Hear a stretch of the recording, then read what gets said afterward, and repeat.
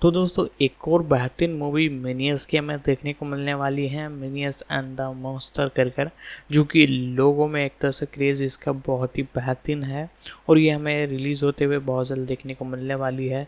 तो आज हम इसी बेहतरीन मूवी के बारे में बात करने जा रहे हैं। तो आप हमारे इस चैनल पर नए हो तो चैनल को सब्सक्राइब कर दे, बेल आइकन दबा के इसे ऑल पर सेट कर दे। आगे मैं इसकी और इन्फॉर्मेशन बताता हूँ। माइनियंस एंड मॉन्स्टर्स एक आगामी अमेरिकी एनिमेटेड कॉमेडी फिल्म है जिसका निर्देशन पियरे कॉफिन ने किया है और इसकी पटकथा कॉफिन और ब्रायन लिंच ने लिखी है। इल्यूमिनेशन द्वारा निर्मित और यूनिवर्सल पिक्चर्स द्वारा वितरित ये माइनियंस प्रीक्वल श्रृंखला की तीसरी और डेस्पिकेबल मी फ्रेंचाइजी की कुल मिलाकर 7वीं फिल्म है। फिल्म में कॉफिन माइनियंस की भूमिका में हैं। उनके साथ Allison Janney, Christoph Waltz, Jeff Bridges, Jesse Eisenberg, Joey Deutch, Bobby Moynihan, Phil LaMarr और ट्रे पार्कर भी हैं। माइनियंस 2015 की घटनाओं से लगभग 40 साल पहले की पृष्ठभूमि पर आधारित ये फिल्म माइनियंस के इर्द गिर्द घूमती है, जो ओल्ड हॉलीवुड में अपनी खुद की एक मॉन्स्टर फिल्म बनाने का लक्ष्य रखते हैं। फिल्म की घोषणा जुलाई 2024 में डेस्पिकेबल मी 4 की रिलीज के बाद की गई थी, जिसमें कॉफिन और लिंच क्रमशः फिल्म के निर्देशन और लेखन के लिए वापस आ रहे थे और क्रिस मेलेडांड्री बिल रयान के साथ निर्माता थे। जॉन पॉवेल संगीत तैयार करने वाले हैं, जो द लोरैक्स 2012 और माइग्रेशन 2023 के बाद इल्यूमिनेशन के साथ उनका तीसरा सहयोग है और ये पहली डेस्पिकेबल मी फिल्म है जिसका संगीत पीटर परेरा द्वारा नहीं दिया गया है।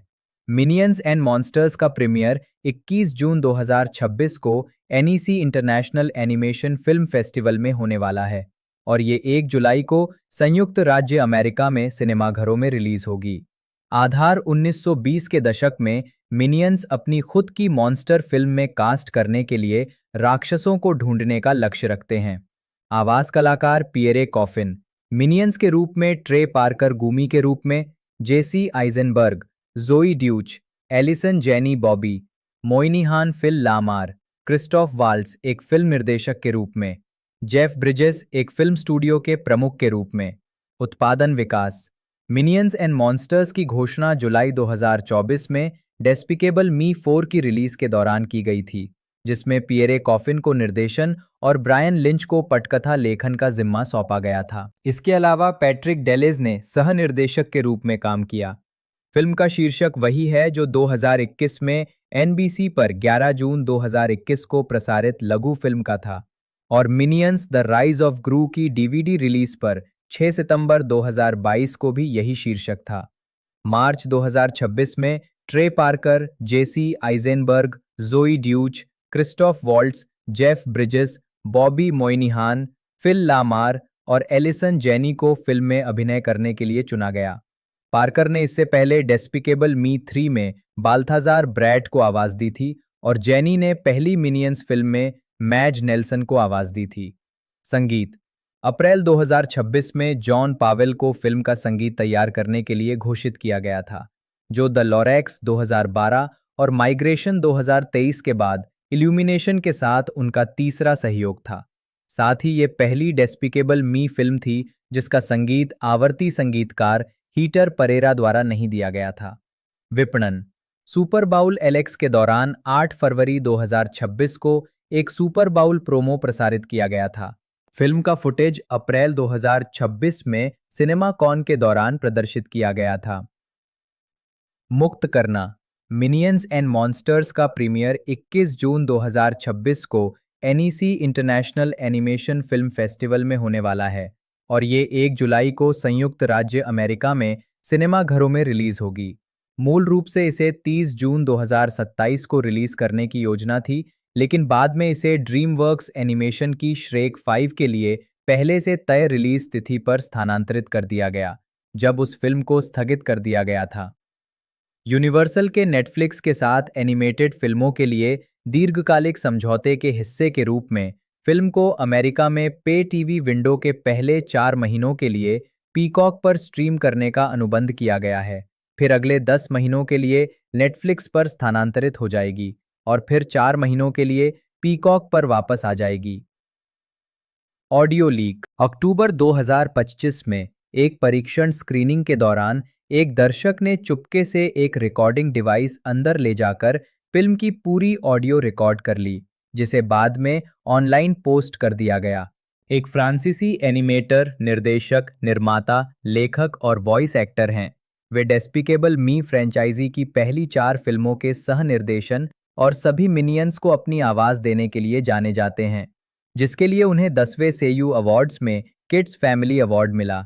उन्हें डेस्पिकेबल मी 2 के लिए सर्वश्रेष्ठ एनिमेटेड फीचर फिल्म के लिए अकादमी पुरस्कार के लिए भी नामांकित किया गया था। जीवन और करियर। कॉफिन का जन्म 16 मार्च 1967 को फ्रांस में हुआ था। उनकी मां नह दिनी एक इंडोनेशियाई उपन्यासकार थीं और उनके पिता यवेस कॉफिन एक फ्रांसीसी राजनयिक थे। उनकी एक बहन है, मैरी क्लेयर। अपने बचपन के दौरान वे अक्सर एशिया में घूमते रहे, कंबोडिया और जापान में रहे और 1970 के दशक में पेरिस के एक उपनगर में बस गए। बड़े होने पर उनके पिता ने उन्हें टेलीविजन देखने से मना किया, क्योंकि वे इसे बहुत निष्क्रिय मानते थे। इसके बजाय कॉफिन चित्रकारी करते, पढ़ते और संगीत सुनते थे। हालांकि उन्होंने कभी कला के क्षेत्र में करियर बनाने के बारे में नहीं सोचा था, लेकिन उनके कुछ प्रतिभाशाली दोस्तों, जो उनसे बेहतर चित्रकारी करते थे, ने उन्हें अपने कौशल को सुधारने के लिए प्रेरित किया। 1985 से 1988 के बीच उन्होंने पेरिस सोरबॉन विश्वविद्यालय में सिनेमा का अध्ययन किया। अपनी सैन्य सेवा के दौरान उन्होंने पेरिस के गोबलिन्स एनिमेशन स्कूल में प्रवेश परीक्षा देने के लिए पढ़ाई छोड़ दी। परीक्षा उत्तीर्ण करने के बाद उन्होंने 1990 से 1993 तक 2D पाठ्यक्रम का अध्ययन किया।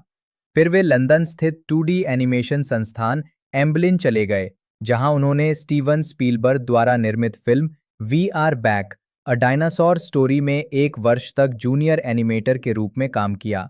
इसके बाद उन्होंने फ्रांसीसी CGI स्टूडियो एक्स मशीना में एक फ्रीलांस एनिमेटर के रूप में काम शुरू किया, जहां उन्होंने एनिमेटर और अंततः एनिमेशन सुपरवाइजर के रूप में काम किया। पियरे कॉफिन के निर्देशन करियर की शुरुआत 1997 में पिंक्स नामक एक लघु फिल्म से हुई। इसके बाद उन्होंने पैशन पिक्चर्स पेरिस और मैक गॉफ के साथ विज्ञापन बनाकर सहयोग करना शुरू किया। उन्होंने TF1 टीवी श्रृंखला के लिए पैट और स्टैन नामक पात्रों का निर्माण किया। 2010 में उन्होंने क्रिस रेनॉल्ट के साथ यूनिवर्सल के लिए feature CGI animated film Despicable Me पूरी की।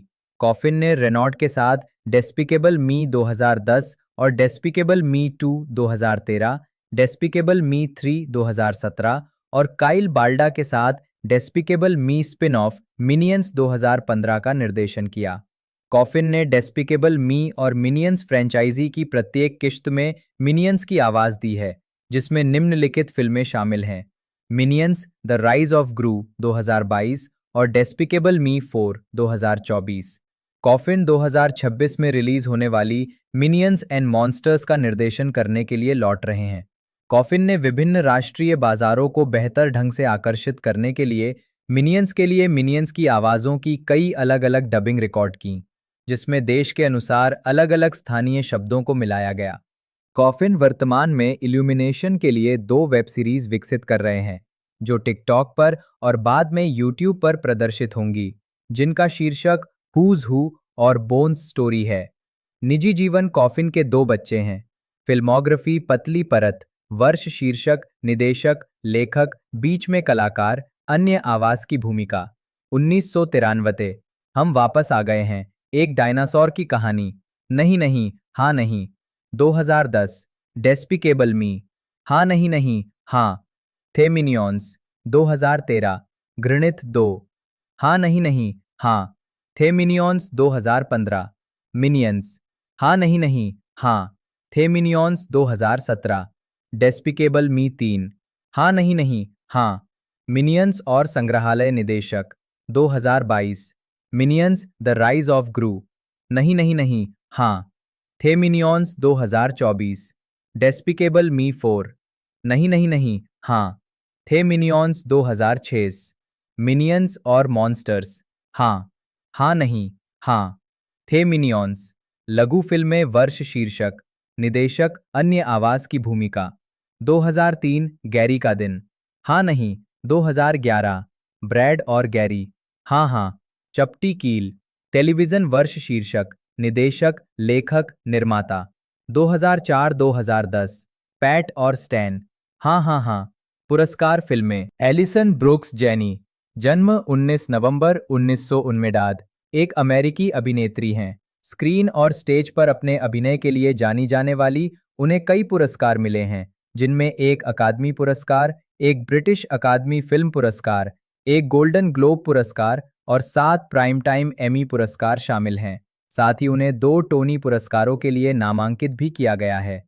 बॉस्टन में जन्मी और ओहियो के डेटन में पली बढ़ी जेनी ने केनियन कॉलेज से स्नातक होने के बाद लंदन के royal academy of dramatic art में अध्ययन के लिए छात्रवृत्ति प्राप्त की।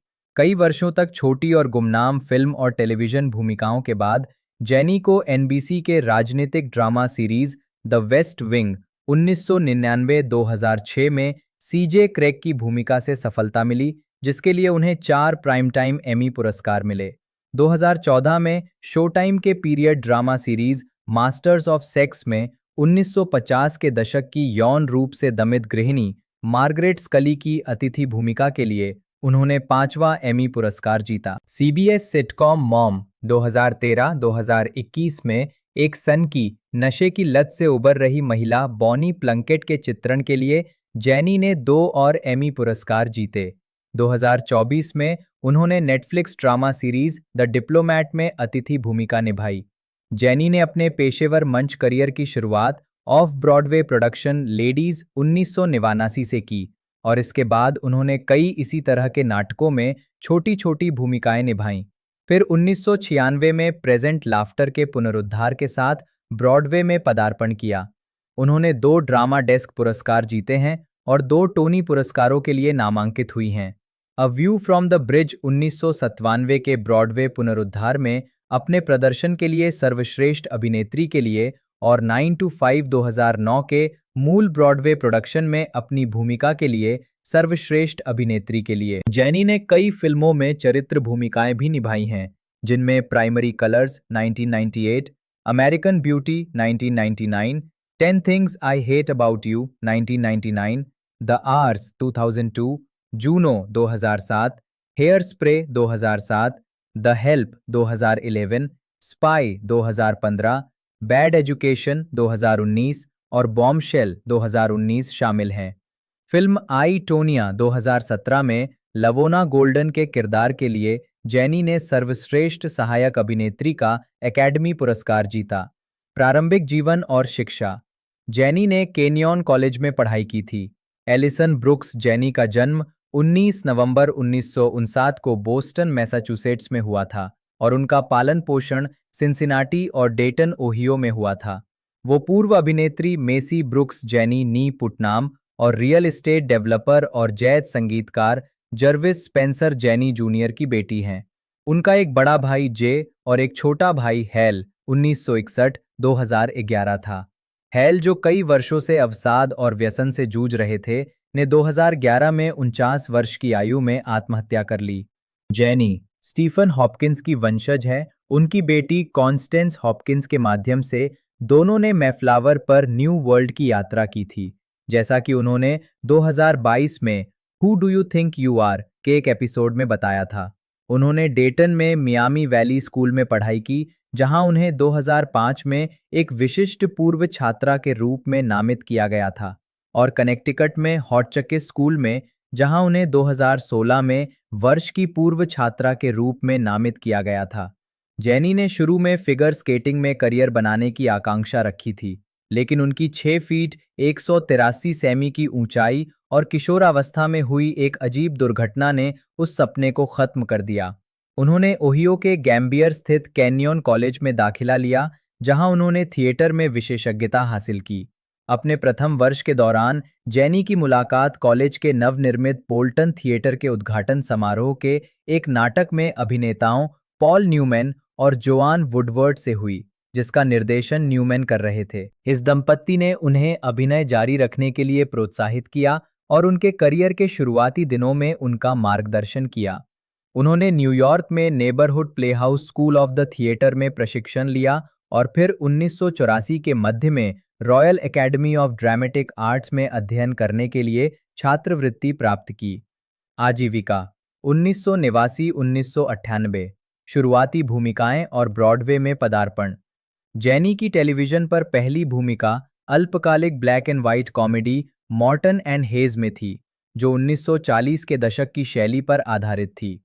इसके बाद उन्होंने सोप ओपेरा में काम करना शुरू किया। उन्होंने गाइडिंग लाइट में 2 साल तक स्पाउल्डिंग परिवार की नौकरानियों में से एक जिंजर की आवर्ती भूमिका निभाई।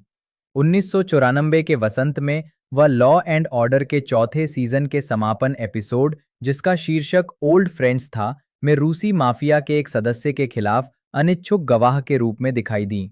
वह रेडियो शो ए प्रेयरी होम कंपेनियन की भी कलाकार थीं। जेनी ने 1989 में ऑफ ब्रॉडवे प्रोडक्शन लेडीज में एक बिना श्रेय वाली भूमिका के साथ अपने पेशेवर मंच की शुरुआत की। इससे पहले उन्होंने prescribed laughter in the emergency cafe, 5 women wearing the same dress और ब्लू विंडो जैसे समान प्रस्तुतियों में छोटी भूमिकाएं निभाई थीं। जेनी ने 1996 में नोएल कॉवर्ड के नाटक प्रेजेंट लाफ्टर के पुनरुद्धार के साथ ब्रॉडवे में पदार्पण किया। उन्होंने मुख्य किरदार फ्रैंक लैंगेला द्वारा अभिनीत की अलग हुई पत्नी लिज एसेंडाइन की भूमिका निभाई। यद्यपि ये एक छोटी भूमिका थी, उनके प्रदर्शन की प्रशंसा हुई और न्यूयॉर्क टाइम्स ने इसे मंच पर सबसे पूर्ण रूप से निपुण प्रदर्शन कहा। इस नाटक में अपने प्रदर्शन के लिए जेनी ने Theatre World Award, Clarence Derwent Award for Most Promising Female, Outer Critics Circle Award for Outstanding Featured Actress in a Play जीता और उन्हें Drama Desk Award for Outstanding Featured Actress in a Play के लिए नामांकित किया गया। Jenny ने film who shot PAT 1989 में एक छोटी भूमिका के साथ फिल्म जगत में पदार्पण किया। इसके बाद 1990 के दशक में कई फिल्मों में छोटी भूमिकाएं निभाईं, जिनमें शामिल हैं wolf 1994, big night 1996, private parts 1997, the ice storm 1997, the object of my affection 1998, the impostors 1998, primary colours 1998, drop dead gorgeous 1999, 10 things I hate about you 1999 और अमेरिकन ब्यूटी 1999। जेनी ने राउंड अबाउट थिएटर कंपनी के 1998 में Arthur Miller के नाटक a view from the bridge के पुनरुद्धार में अभिनय किया, जिसे सकारात्मक समीक्षाएं मिली। जेनी ने एंथनी लापाग्लिया, स्टीफन स्पिनेला और ब्रिटनी मर्फी के साथ अभिनय किया। द न्यूयॉर्क टाइम्स के विंसेंट कैनबी ने जेनी की प्रशंसा करते हुए लिखा, एलिसन जेनी बीट्रिस के रूप में शानदार हैं, एक प्यार करने वाली, धैर्यवान और दृढ़ निश्चयी महिला जो असहाय रूप से देखती है, लेकिन चुपचाप नहीं जब उसका पति अंधेरे में डूबता है। वैरायटी के चार्ल्स इशरवुड ने भी उनकी प्रशंसा करते हुए उनके प्रदर्शन को प्रभावशाली बताया। अपने प्रदर्शन के लिए जेनी ने नाटक में उत्कृष्ट सहायक अभिनेत्री के लिए ड्रामा डेस्क पुरस्कार, नाटक में उत्कृष्ट अभिनेत्री के लिए आउटर क्रिटिक्स सर्कल पुरस्कार जीता और नाटक में सर्वश्रेष्ठ अभिनेत्री के लिए टोनी पुरस्कार के लिए नामांकित हुईं। 1999-2006 द वेस्ट विंग। एक दशक तक छोटी और गुमनाम भूमिकाओं के बाद जेनी को तब सफलता मिली जब उन्हें एनबीसी के राजनीतिक नाटक द वेस्ट विंग में व्हाइट हाउस की प्रेस सचिव CJ क्रेग के रूप में चुना गया। निर्माता एरॉन सॉर्किन ने फिल्म प्राइमरी कलर्स में जेनी को देखने के बाद उन्हें इस भूमिका के लिए ऑडिशन देने के लिए बुलाया। क्लिंटन प्रशासन के दौरान प्रेस सचिव रहीं DD मायर्स पर आधारित CJ एक नेशनल मेरिट स्कॉलर हैं जो अंततः लियो मैकगैरी के बाद व्हाइट हाउस की चीफ ऑफ स्टाफ बनती हैं। द अटलांटिक के लिए लिखते हुए जॉन रीड कहते हैं कि उनकी क्षमता और ताकत और सरल करुणा का संयोजन बार्टलेट व्हाइट हाउस की कल्पना को किसी और से बेहतर ढंग से दर्शाता है। प्रकाशन उन्हें श्रृंखला का सर्वश्रेष्ठ चरित्र भी मानता है। सोर्किन द्वारा बनाई गई सभी टेलीविजन श्रृंखलाओं के सर्वश्रेष्ठ पात्रों की अपनी रैंकिंग में वल्चर CJ को नंबर 2 पर रखता है और कहता है, अगर सोर्किन की सभी महिलाएं CJ की तरह शालीन, आत्मविश्वासी और सचमुच मजेदार, माफ करना, होती तो सोर्किन की महिलाओं पर बहस कभी होती ही नहीं। CJ क्रेग के किरदार के लिए जेनी ने 4 prime time Emmy award, 4 screen Actors Guild award, 1 satellite award और गोल्डन ग्लोब अवार्ड्स के लिए 4 नामांकन जीते, जिससे वो इस सीरीज की सबसे ज्यादा पुरस्कार जीतने वाली कलाकार बन गईं। इनमें से आखिरी पुरस्कार के लिए उन्होंने सर्वश्रेष्ठ अभिनय समूह के लिए स्क्रीन एक्टर्स गिल्ड अवार्ड और क्रिटिक्स चॉइस मूवी अवार्ड जीता।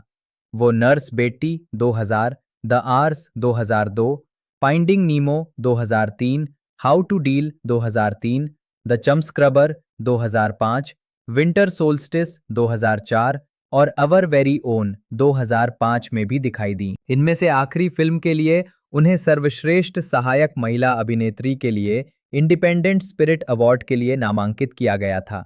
इसी दौरान जेनी ने 2002 के एपिसोड 3 ब्लाइंड डेट्स में सिटकॉम फ्रेजियर में अतिथि भूमिका निभाई। 2007-2016 स्थापित अभिनेता जेनी ने अल्पकालिक studio 60 on the sunset strip 2007 में अतिथि कलाकार के रूप में अभिनय किया। 2010 में जेनी ने इन प्लेन साइट में एलिसन पियर्सन की भूमिका निभाई।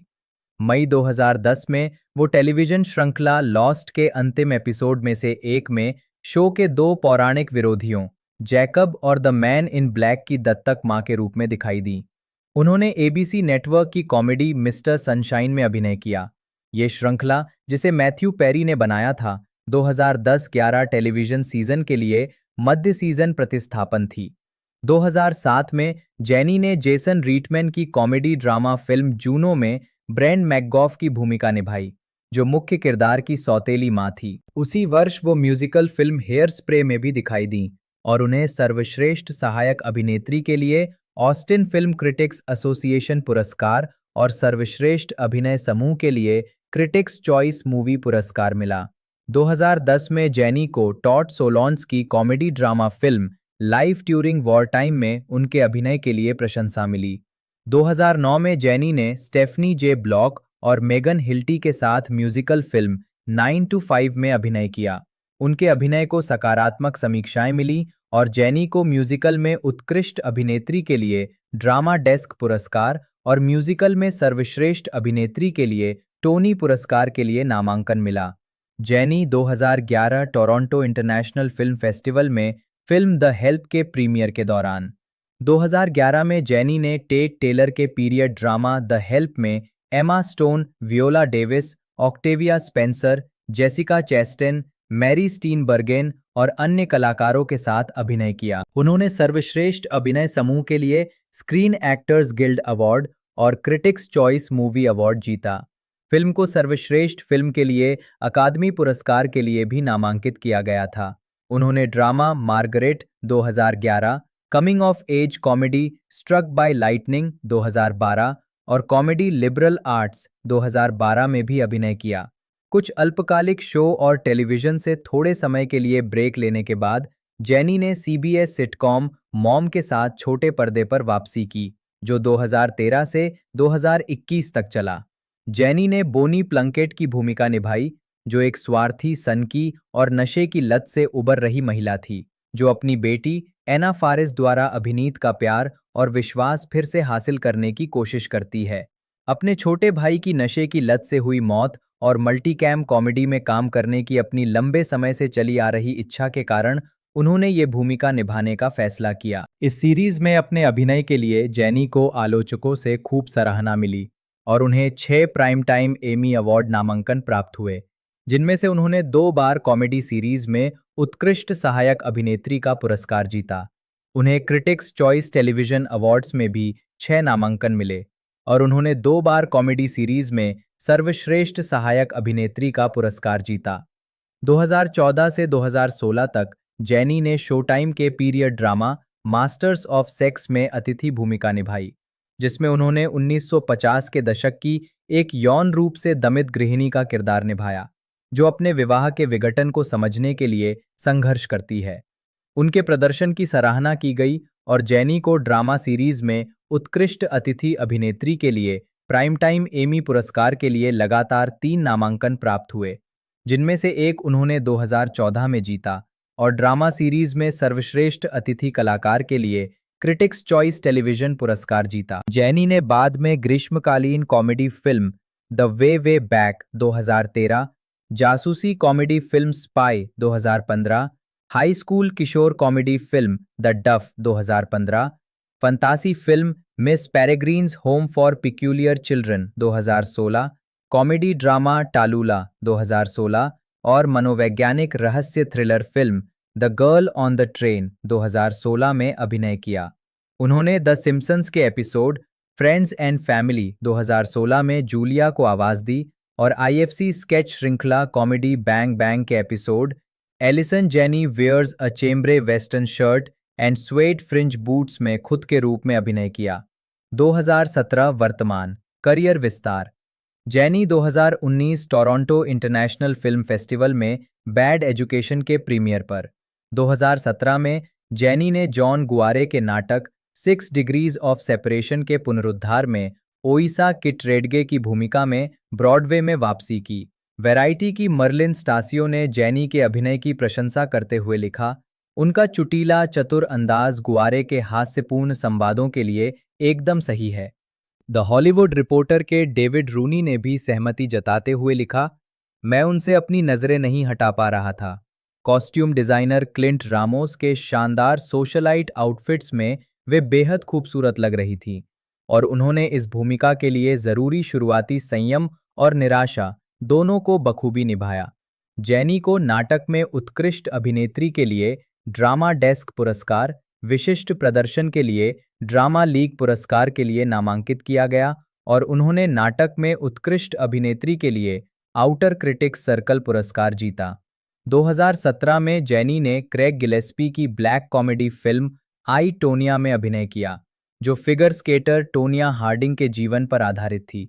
पटकथा लेखक स्टीवन रॉजर्स ने लावोना की भूमिका विशेष रूप से जेनी के लिए लिखी थी और जेनी के फिल्म में चुने जाने तक उन्होंने अपनी पटकथा बेचने से इनकार कर दिया था। जेनी इस भूमिका को अपने करियर की सबसे चुनौतीपूर्ण भूमिकाओं में से एक मानती थीं। जेनी के अभिनय की व्यापक रूप से सराहना हुई।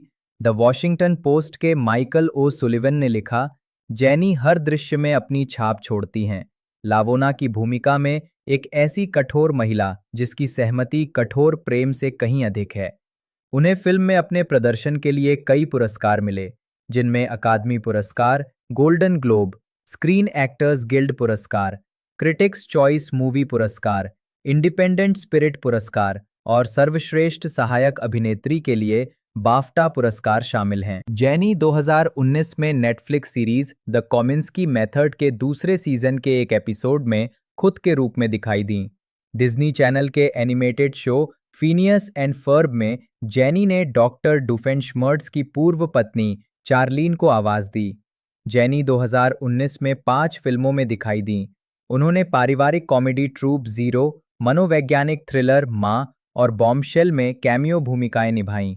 इनमें से आखिरी फिल्म के लिए उन्हें स्क्रीन एक्टर्स गिल्ड अवार्ड और क्रिटिक्स चॉइस मूवी अवार्ड में सर्वश्रेष्ठ अभिनय समूह के लिए नामांकन मिला।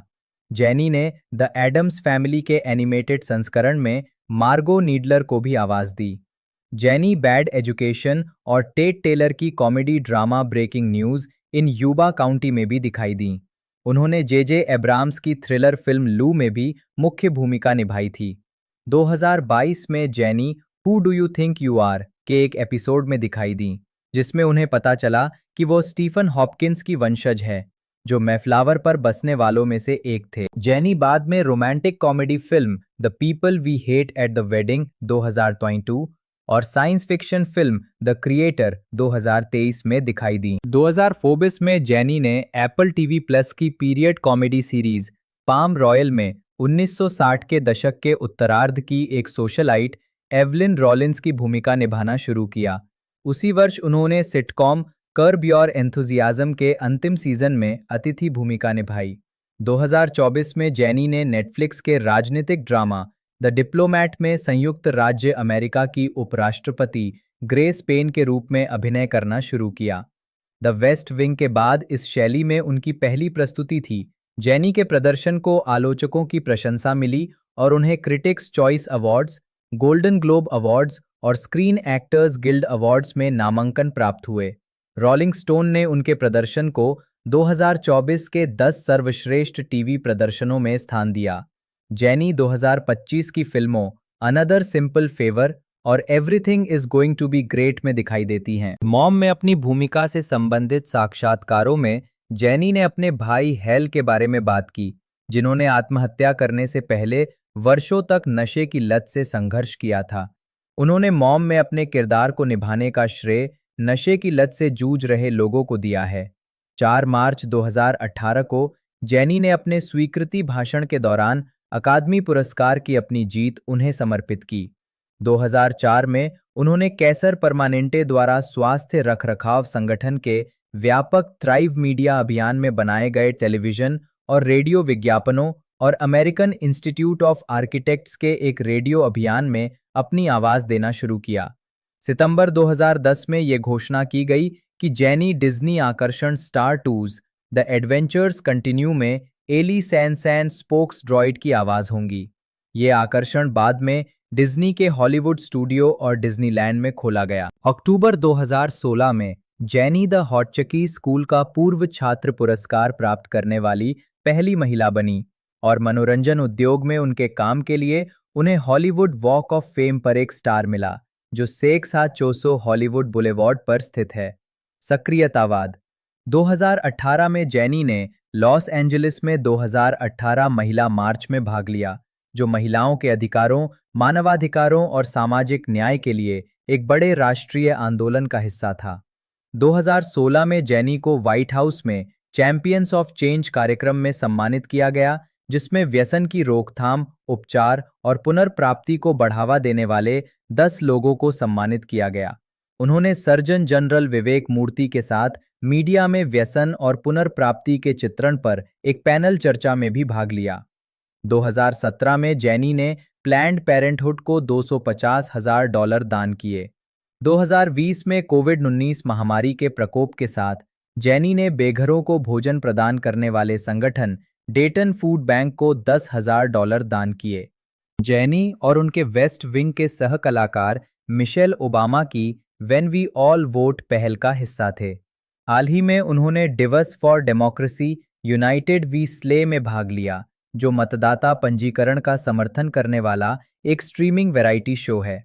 फिल्मोग्राफी पतली परत वर्ष शीर्षक भूमिका नोट्स 1999 पैट को किसने गोली मारी मिस पेनी 1994 बेहद मजेदार जेनिफर काउबॉय तरीका NYPG कंप्यूटर ऑपरेटर भेड़िया पार्टी अतिथि 34वीं स्ट्रीट पर चमत्कार क्रिसमस की दुकान में महिला घर की ओर वापस हो रहे हैं मैरी पोलांस्की 1996 फ्लक्स हीथ इच्छा को बचाना बेट्सी चलते फिरते बातें करना गम पुलर महत्वपूर्ण रात एन वफादार बेचने वाली सहयोगी रेतीले 1997 अनीता लिबर्टी प्रसूति शास्त्री लघु फिल्म निजी अंग DD बर्फीला तूफान डॉट हालफोर्ड क्रिस्टोफ वॉल्ट्स जर्मन जन्म 4 अक्टूबर 1956 एक ऑस्ट्रियाई और जर्मन अभिनेता हैं।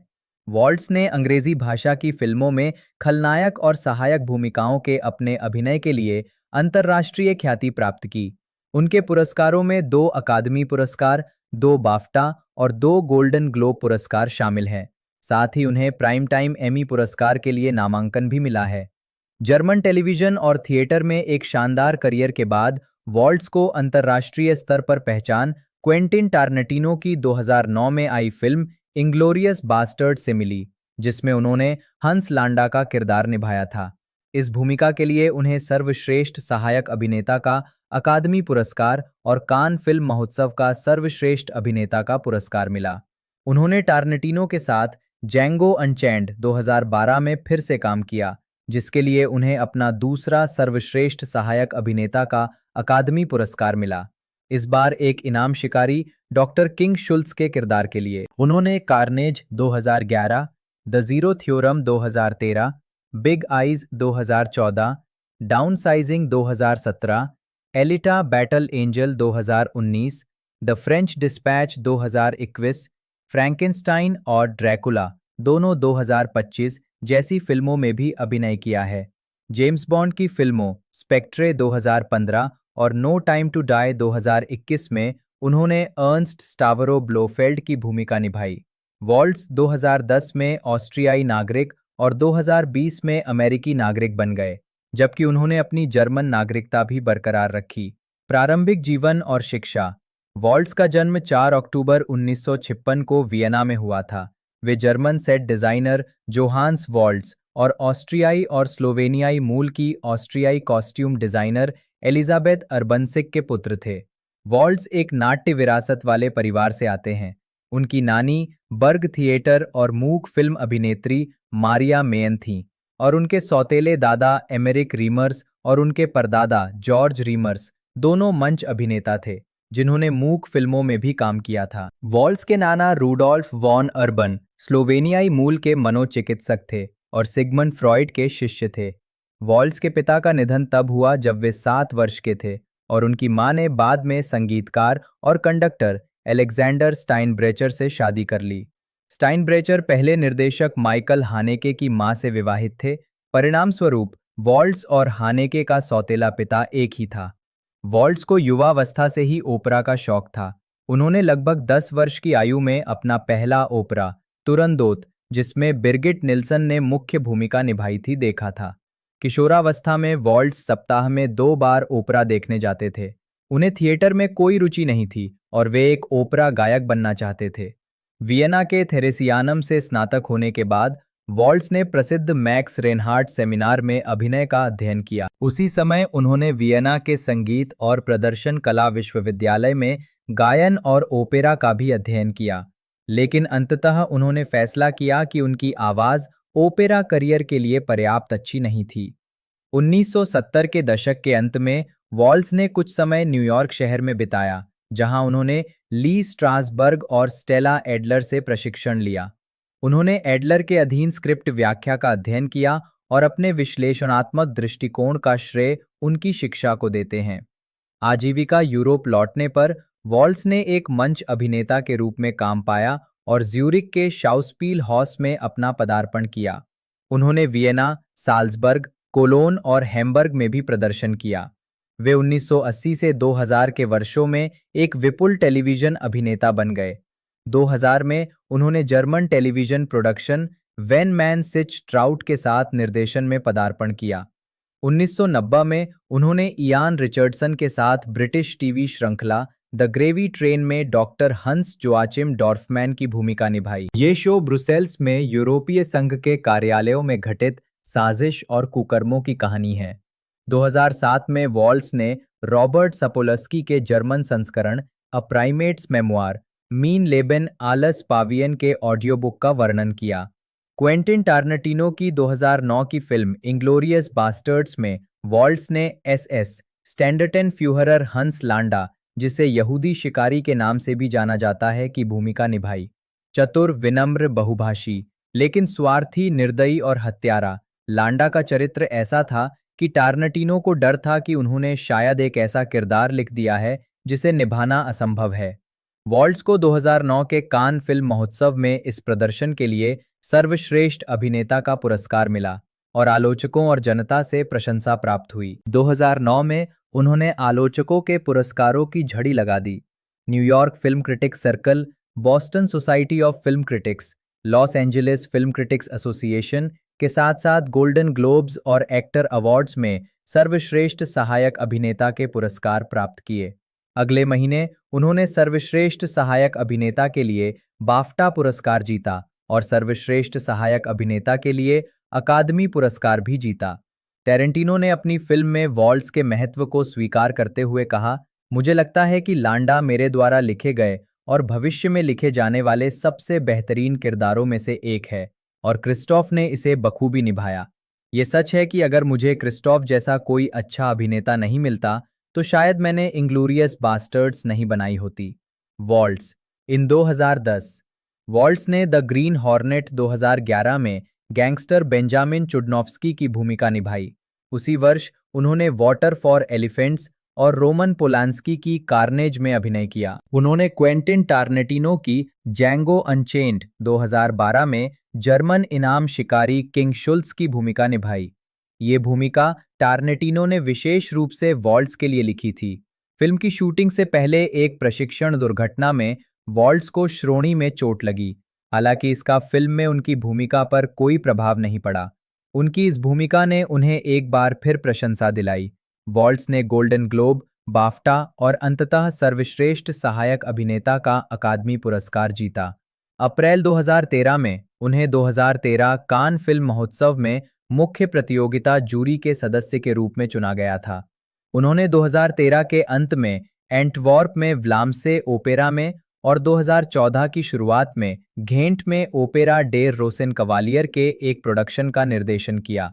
2014 में उन्हें 64वें बर्लिन अंतर्राष्ट्रीय फिल्म महोत्सव के जूरी सदस्य के रूप में चुना गया था। उन्होंने टिम बर्टन की फिल्म बिग आइज में वॉल्टर कीन की भूमिका निभाई, जो 25 दिसंबर 2014 को रिलीज हुई थी, और जेम्स बॉन्ड फ्रेंचाइजी की 24वीं फिल्म स्पेक्ट्रे में अर्नस्ट स्टावरो ब्लोफेल्ड के रूप में दिखाई दिए।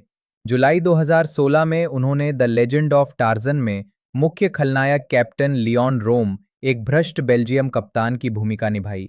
2017 में वॉल्ट्स ने ट्यूलिप फीवर और डाउनसाइजिंग फिल्मों में अभिनय किया। 2019 में vaults action fantasy film Elita battle angel में नजर आए। उन्होंने 2017 के अंत में एंटवर्प के व्लाम्से ओपेरा में और 2018 की शुरुआत में घेंट में ओपेरा फॉलस्टाफ का निर्देशन किया। 2018 में वॉल्ट्स ने उपन्यास the Nazi and the barber के फिल्म रूपांतरण में मुख्य भूमिका निभाने के लिए सहमति व्यक्त की। उन्होंने मुख्य भूमिका यानी सामूहिक हत्यारे मैक्स शुल्स की भूमिका को रोचक भूमिका बताया। 2019 में वॉल्ट्स ने क्राइम फिल्म जॉर्जटाउन का निर्देशन और अभिनय किया, जिसमें उन्होंने एक ऐसे व्यक्ति की भूमिका निभाई जिस पर अपनी सामाजिक स्थिति को बेहतर बनाने के लिए अपनी पत्नी की हत्या करने का संदेह है। फिल्म का प्रीमियर 2019 ट्रिबेका फिल्म फेस्टिवल में हुआ और 14 मई 2021 को सिनेमाघरों में रिलीज हुई। 2020 में वॉल्ट्स ने web series most dangerous game में अभिनय किया, जिसके लिए उन्हें अपना पहला प्राइम टाइम एमी अवार्ड नामांकन मिला। 2021 में उन्होंने James Bond film no time to die में अर्नस्ट स्टावरो ब्लॉफेल्ड की भूमिका को फिर से निभाया। उन्होंने 2023 में Amazon prime series the consultant में अभिनय किया। वॉल्ट्स को उनके करियर की मान्यता में 17 अक्टूबर 2024 को न्यूपोर्ट बीच फिल्म महोत्सव में एक आइकन पुरस्कार से सम्मानित किया गया। महोत्सव का उद्घाटन वॉल्ट्स अभिनीत फिल्म ओल्ड गाय के प्रीमियर के साथ हुआ। मार्च 2025 में ये घोषणा की गई कि वो डिज्नी प्लस पर only murders in the building के सीजन 5 में शामिल होंगे। बाद में ये पुष्टि की गई कि वो बैश स्ट्रीट के आवर्ती चरित्र को निभाएंगे, जो एक कृत्रिम बुद्धिमत्ता टाइकून और हत्या का संदिग्ध है। उसी वर्ष ल्यूक बेसन की फिल्म ड्रैकुला रिलीज हुई, जिसमें उन्होंने एक महत्वपूर्ण सहायक भूमिका निभाई जो ड्रैकुला का शिकार करने वाले पुजारी की थी। ये उस वर्ष की सबसे बड़ी फ्रांसीसी फिल्म थी, जिसका बजट $50 मिलियन से अधिक था। फिल्म अंग्रेजी में फिल्माई गई थी। निजी जीवन 2010 के अकादमी पुरस्कारों में पत्नी जूडिथ होल्स्टे के साथ वॉल्ट्स नृत्य करते हुए। वॉल्ट्स का जन्म वियना में एक ऑस्ट्रियाई माँ और जर्मन पिता के घर हुआ था। उस समय की कानूनी स्थिति के कारण उनके पिता केवल उनके लिए जर्मन नागरिकता प्रमाण पत्र का आवेदन कर सकते थे। ऑस्ट्रियाई माँ से जन्मे होने के कारण वॉल्ट्स जन्मसिद्ध अधिकार से ऑस्ट्रियाई थे और उन्होंने 2010 में अपने ऑस्ट्रियाई नागरिकता प्रमाण पत्र के लिए आवेदन किया। इस प्रकार उनके पास ऑस्ट्रिया और जर्मनी दोनों की नागरिकता है, लेकिन वे अपने जर्मन पासपोर्ट को कानूनी नागरिकता कानून की एक सामान्य बात मानते हैं। जब उनसे पूछा गया कि क्या वे खुद को वियना वासी महसूस करते हैं, तो उन्होंने उत्तर दिया, मैं वियना में पैदा हुआ, वियना में पला बढ़ा, वियना में स्कूल गया, वियना में स्नातक किया, वियना में पढ़ाई की, वियना में अभिनय शुरू किया और कुछ और वियनाई संबंध भी हैं। आप इससे ज्यादा ऑस्ट्रियाई और क्या चाहते हैं? उन्होंने 2020 में प्राकृतिककरण द्वारा अमेरिकी नागरिकता प्राप्त की, ये बताते हुए कि वे प्रतिनिधित्व के बिना कराधान नहीं के इस पुराने सिद्धांत में दृढ़ विश्वास रखते हैं, क्योंकि वे 2010 से लॉस एंजलिस में रह रहे थे और अमेरिकी कर का भुगतान कर रहे थे। वॉल्ट्स के अपनी पूर्व पत्नी जैकलिन नी राउट से 3 बच्चे हैं, जो मूल रूप से न्यूयॉर्क की एक नृत्य चिकित्सक हैं।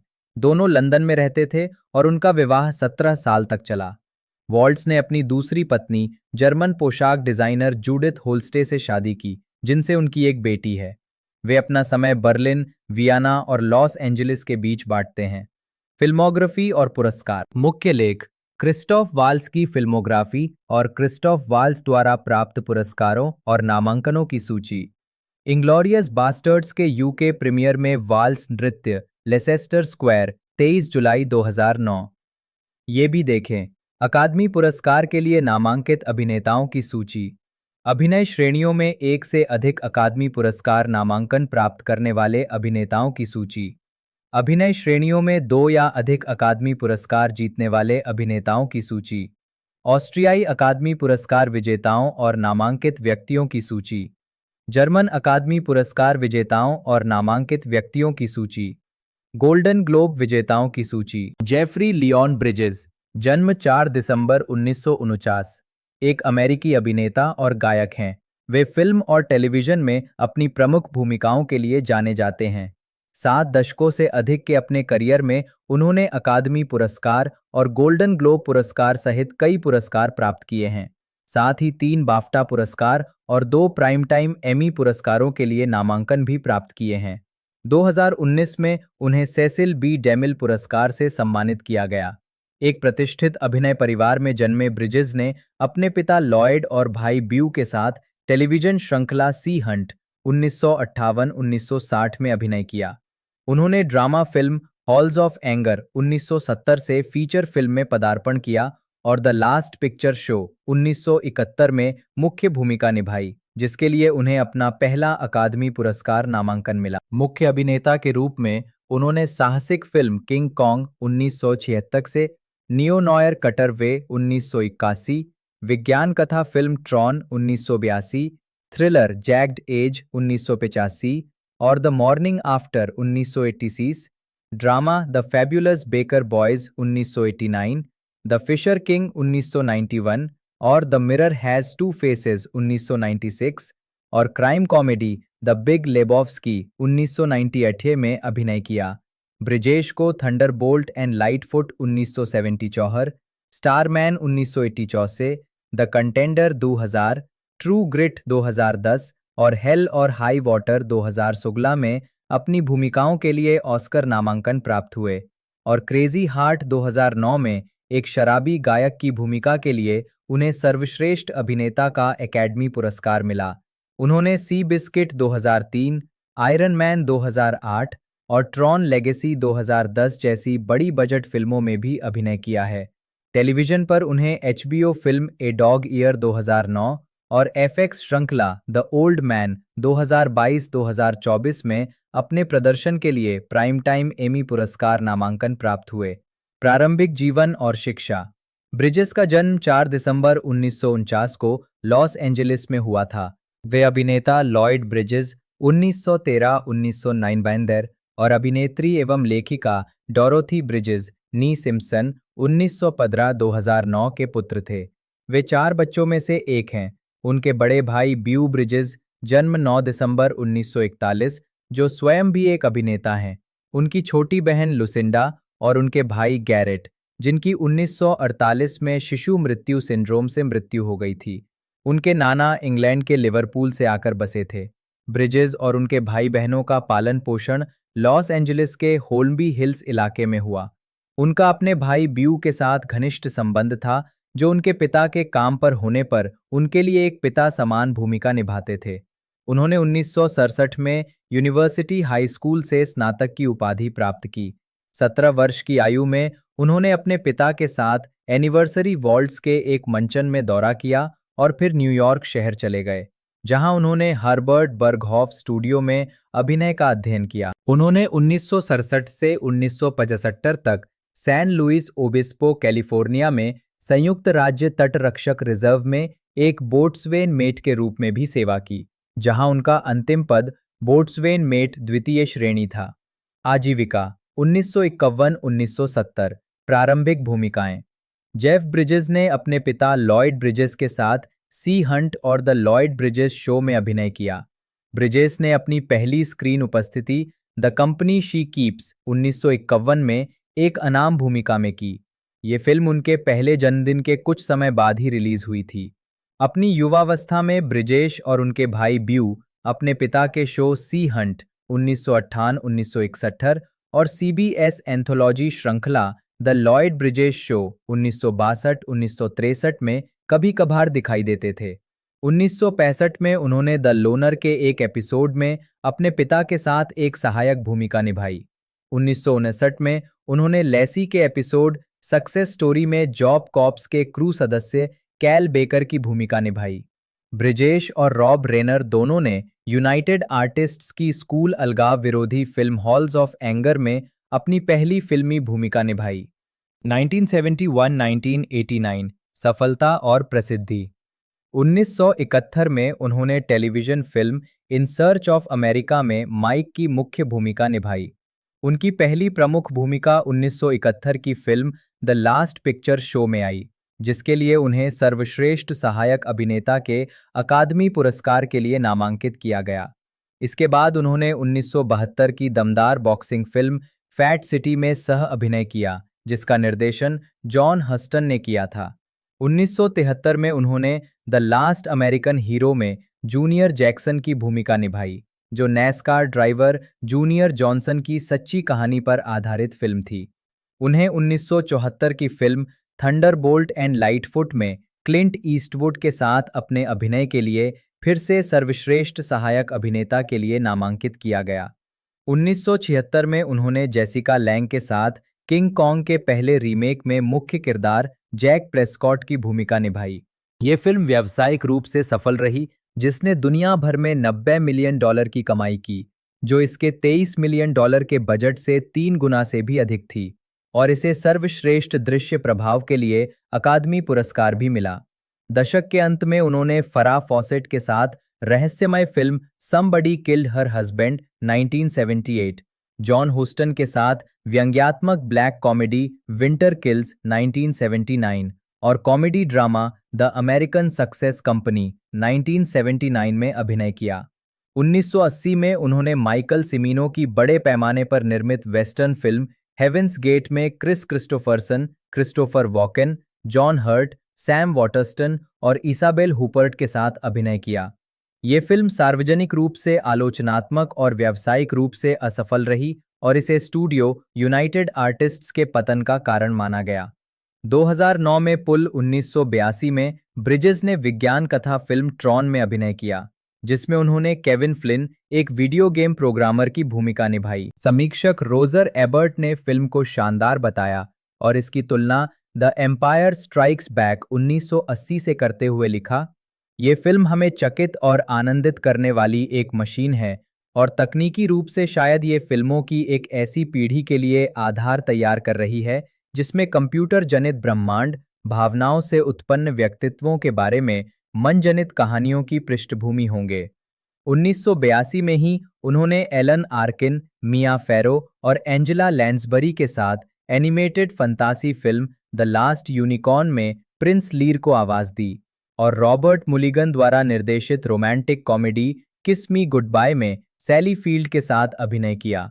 1984 में उन्होंने जॉन कारपेंटर द्वारा निर्देशित विज्ञान कथा रोमांस फिल्म स्टारमैन में कैरेन एलन के साथ एक एलियन की भूमिका निभाई।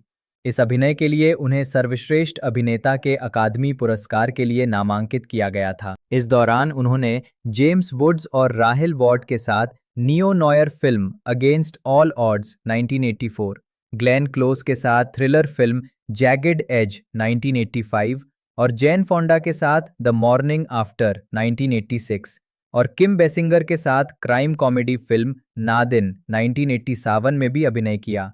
1988 में उन्होंने फ्रांसिस फोर्ड कोपोला द्वारा निर्देशित जीवनी film Tucker the man and his dream में ऑटोमोबाइल उद्यमी प्रेस्टन टकर की भूमिका निभाई, जिसे सकारात्मक समीक्षा मिली।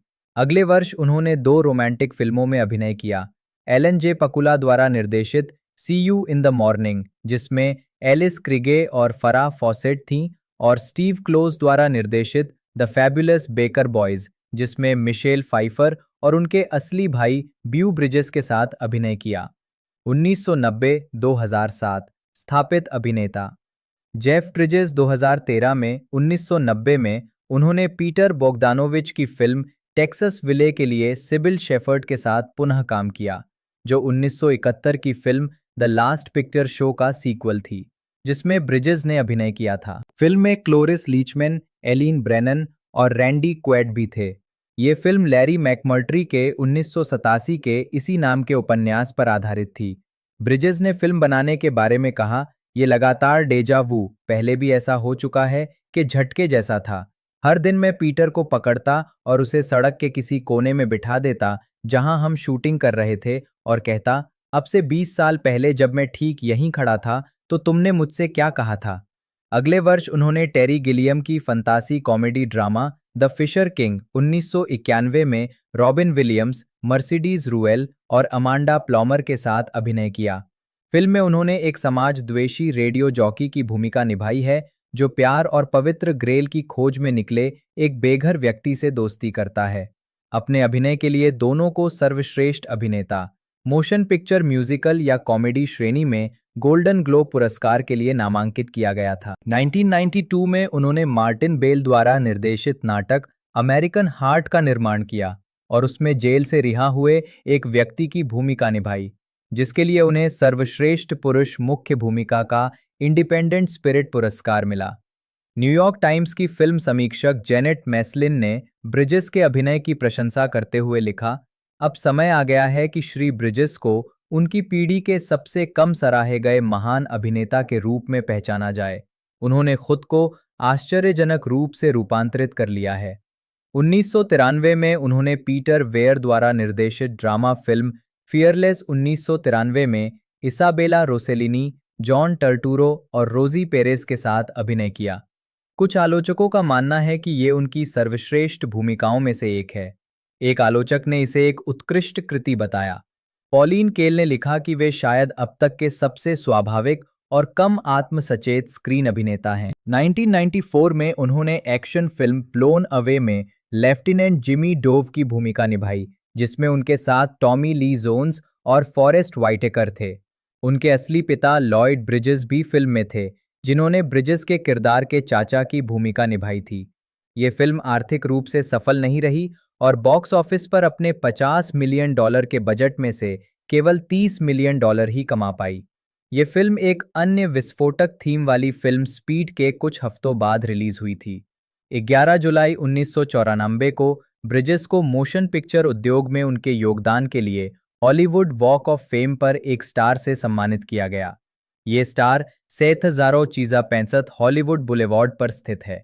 ब्रिजेस ने वेस्टर्न फिल्म वाइल्ड बिल 1995 में जेम्स बटलर वाइल्ड बिल हिकॉक की भूमिका निभाई, जिसमें उन्होंने एलन बर्स्टिन, जॉन हर्ट और ब्रूस टर्न के साथ अभिनय किया।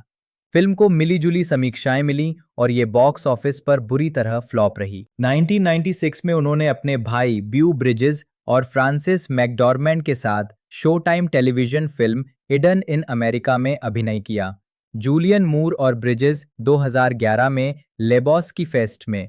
अगले वर्ष उन्होंने रिडले स्कॉट के सर्वाइवल ड्रामा व्हाइट स्क्वॉल में अभिनय किया और romantic comedy the mirror has two faces में बारबरा स्ट्रीसैंड के साथ सह अभिनय किया। 1998 में उन्होंने कोएन ब्रदर्स की noir comedy the big Lebowski में जेफरी द डूड लेबॉव्स्की की भूमिका निभाई, जिसे शायद उनकी सबसे प्रतिष्ठित भूमिका माना जाता है। उन्होंने गैरी ओल्डमैन और जोन एलन के साथ अभिनय करते हुए राजनीतिक ड्रामा द कंटेंडर में संयुक्त राज्य अमेरिका के एक काल्पनिक राष्ट्रपति की भूमिका निभाई। अपने प्रदर्शन के लिए उन्हें अपना चौथा अकादमी पुरस्कार नामांकन मिला, साथ ही सर्वश्रेष्ठ अभिनेता के लिए गोल्डन ग्लोब पुरस्कार और स्क्रीन एक्टर्स गिल्ड पुरस्कार के लिए भी नामांकन मिला। अगले वर्ष उन्होंने केविन स्पेसी के साथ विज्ञान कथा ड्रामा के पैक्स में अभिनय किया। उन्होंने टोबी मैग्वायरे और क्रिस कूपर के साथ सह अभिनय करते हुए घुड़दौड़ ड्रामा फिल्म सी बिस्किट में व्यवसायी चार्ल्स एस हॉवर्ड का किरदार निभाया। ये फिल्म लॉरा हिलन ब्रैंड की 1999 में प्रकाशित इसी नाम की पुस्तक पर आधारित थी। फिल्म को सर्वश्रेष्ठ फिल्म के लिए अकादमी पुरस्कार नामांकन मिला।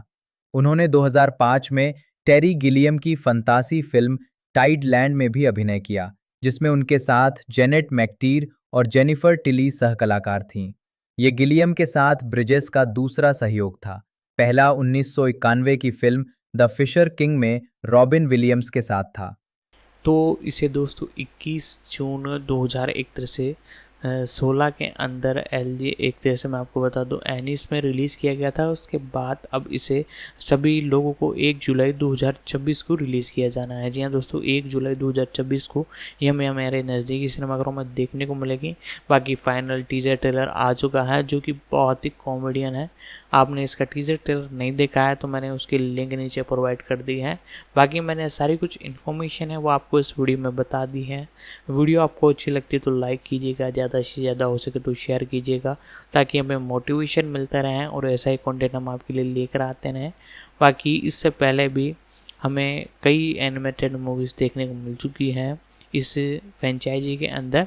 बाकी ये 2026 में अब तक की बेस्ट टीजर ट्रेलर से अंदाज़ा लग रहा है बेस्ट मूवी रहने वाली है। बजट की बात कर ले तो मूवी का बजट लगभग 250 से 300 मिलियन डॉलर्स के बीच में है। बाकी हिट तो ये मूवी रहने वाली है। बाकी आप में से कितने लोग इसका इंतज़ार कर रहे थे कमेंट करके ज़रूर से बताइएगा। और साथ ही साथ आप एक तरह से देखने जाने वाले या नहीं वो भी लिख कर नीचे बता दीजिएगा। बाकी आज की इस वीडियो में इतना ही, मिलते हैं अगले वीडियो में।